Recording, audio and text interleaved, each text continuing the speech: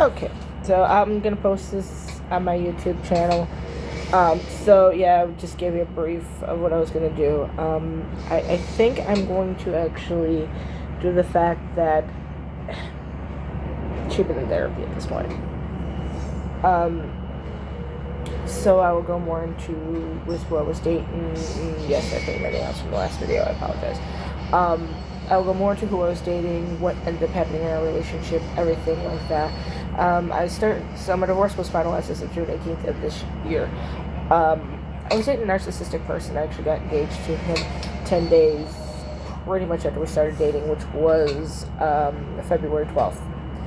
I had met him, so prequel to all this, I was actually hospitalized from January 27th to February 5th at Lake Behavioral Hospital in Waukegan, Illinois.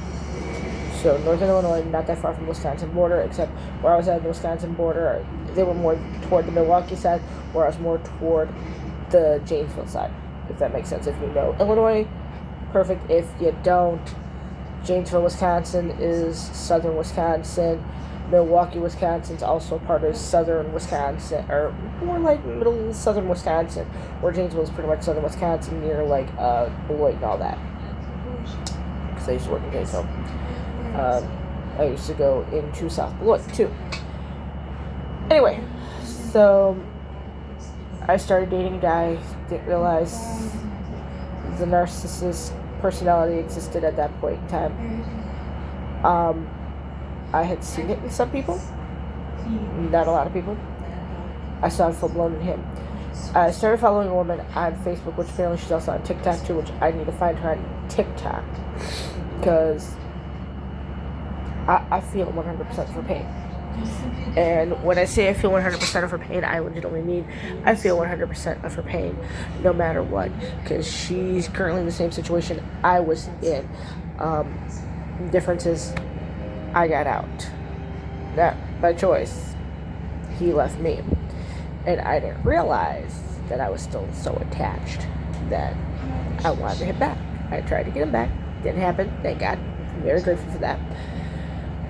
And so I was grateful that didn't happen, to the point of where I'm currently living in Galveston, Texas. My ex-husband told me to run as far as I possibly could. Now that I'm trying to head back home to Illinois, he keeps telling me you need to stay down there, get a job down there, and I don't know why you went down there anyway. You told me to run as far away from him as I possibly could. Where he has associates in Houston, Texas. And I was born in Houston, Texas, so I know Houston.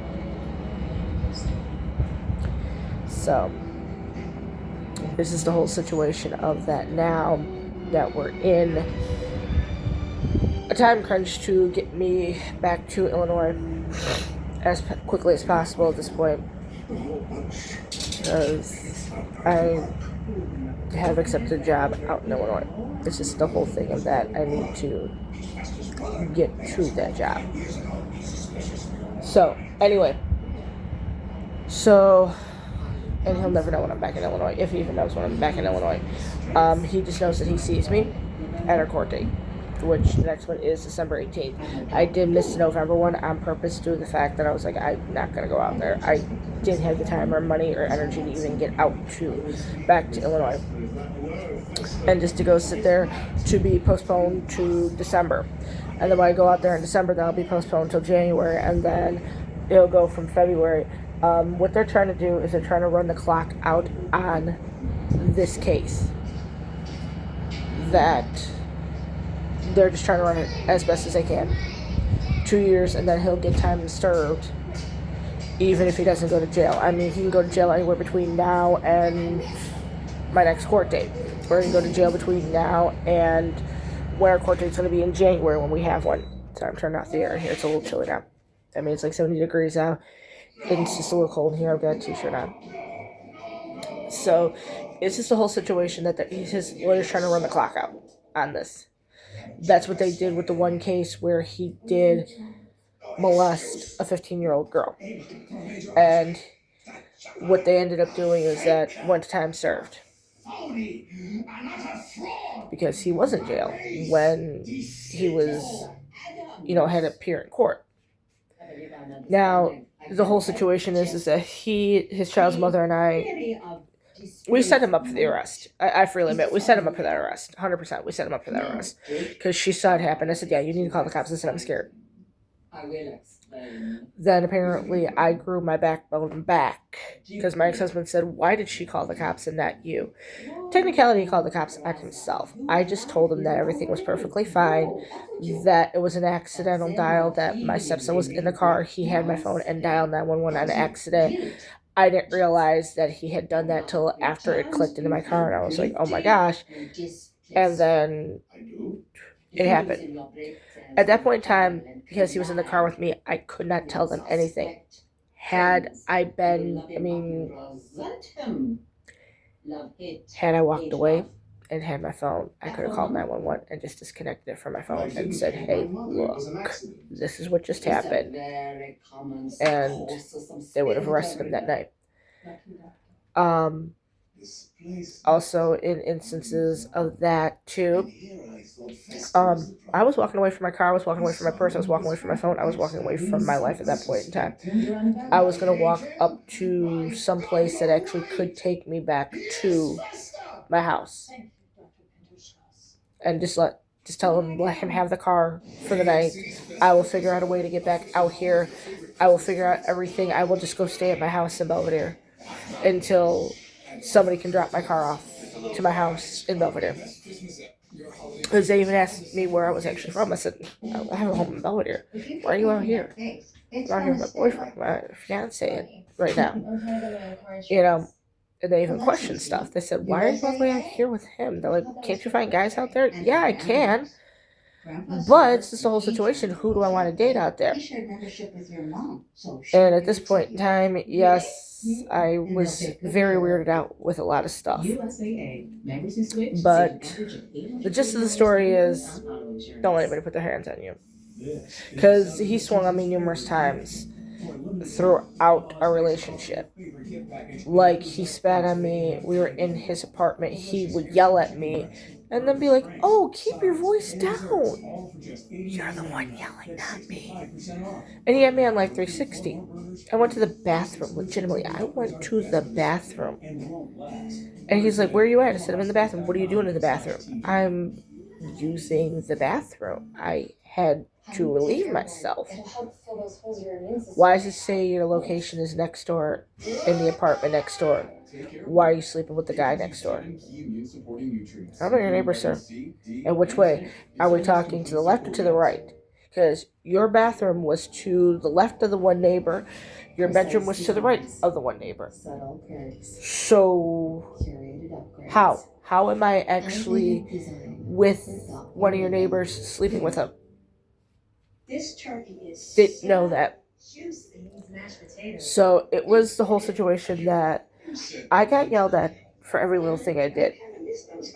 Maybe I had a friend. Like, he went through my text messages. He yelled at me trying to figure out why I was trying to sleep with one of my friends. I told him, I said I was drunk at the time. Yeah, when you're drunk, you tell the truth. Yeah, I did. I said, but I knew it wasn't going to happen between him and I. I said, because we were more like brother and sister than anything else. Yes, when I got out to Texas, he's like, well, next time we're back in Illinois, I'm fully single. Why don't you come on out? He's like, we can hook up. I'm like, yeah, we can eventually, but, you know, if I come out from Texas, I may have somebody in Texas. Or they might be out there with me. I'm like, I don't know if it would actually happen that way. But, yeah. So, like I said, that narcissistic personality would come out in him. He actually went through my phone, deleted his number out of my phone, blocked him on my Facebook, blocked him on, I think I had him on Snapchat too. I don't remember. I have no access to the other Snapchat. So he blocked him on my Facebook. He actually blocked a guy that I was talking to earlier in the year. He and I have known each other since, once again, me and my one friend, we've known each other since we were 16 years old. Mind you, we are in our 40s now. 16 to, we're both 42. So we've known each other for roughly 26 years at this point in time. Let's get technical. 16 242 is 26 years. We've known each other 2 fucking decades. Going on 3 in a few years from now. And the years go by. And it's just the whole situation that he was like, well, I don't want you to talk to him. I want nothing to do with you. We have nothing to do with him. So he went through and blocked him on my Facebook. He went through and blocked him on my phone. The other guy, he did the same thing. He blocked him on my Facebook. I didn't have his phone number on my phone, but I did. He didn't realize I had that number in there. And it was saved under somebody else. That's why. He blocked him on my Facebook. A guy I was in the hospital with. Blocked him on my Facebook, blocked him on my TikTok, blocked him everywhere. I actually had one of my ex-boyfriends on my original TikTok, which I have no access to that, and it's kind of sad. He blocked him. Because they're like, well, one of my cases, I had to have witnesses. And I said, I had to contact him to see if he'd be able to appear as a witness. He's a fellow truck driver. That's all I needed. My ex grabs my phone out of my hand, like legitimately just rips it right out of my hand. I was in the middle of trying to send him a message. He goes, oh, you don't need to do that. You only need me there. I'm the one that matters. I'm the one who's witnessed everything. None of these guys have witnessed a thing. He goes, I'm the one you need there. I don't want to see a parade of your ex-fuck buddies on the stand. First off, I only slept with that guy once. Twice, sorry, like, some of them twice. I said, he witnessed some of the stuff. He was the one that was there that night. I said, that's why I need him. He was the one that was there that night I tried to commit suicide. He was there. He saw the photo. And so, yeah, that's why I needed him. And he told me, no, I'm the only one you need. I've seen the photo. He goes, and I will say I was there that night. No, you weren't there. I can guarantee you weren't there because you didn't even know what my van looked like. Only thing you've known is my one vehicle. You never knew what my van looked like. I knew what it looked like. He knew what it looked like. There we go. So he ripped my phone out of my hand before I could do anything. Took my phone, went through, deleted him off my list. Blocked him on my TikTok. I'm still learning how to use TikTok to this day. But blocked him. Okay, fine. And then took my phone. Threw it across the room. Hit the wall. It had a case on it. Never shattered. It was the S24. Samsung. These beautiful phones. I love them. And I went to go grab my phone. He raced me over and grabbed my phone and said, you will never fucking get it. Hell you say? It's my phone. I pay that bill. He's like, yeah, okay, whatever. He goes, you will never get that phone. And sat there and threw it on the floor. Okay. That was perfectly fine. Turn around, he did the same thing at my house, at his place. He grabbed my phone out of my hand, and I went and I snatched my phone out of my hand. I said, you ever want to fucking do anything? I took it and I spiked it on the ground. I ended up breaking my pen because of that. And I said, you want to break it? I'll do one for you. I'll break it. And I literally threw my phone on the ground and destroyed my fucking phone at that point. Yeah. I've got more stories like that. So, that's just 1, 2 that I've given you. I've got plenty more. So I'm going to end my video here. I will upload more stuff as time goes on and get stuff uploaded. I do have older stuff that I'll put in here just for me driving around the island so you all can see how beautiful it is out here and then question why I'm moving back to Illinois. I'll talk to y'all later and keep supporting this page as best as you can.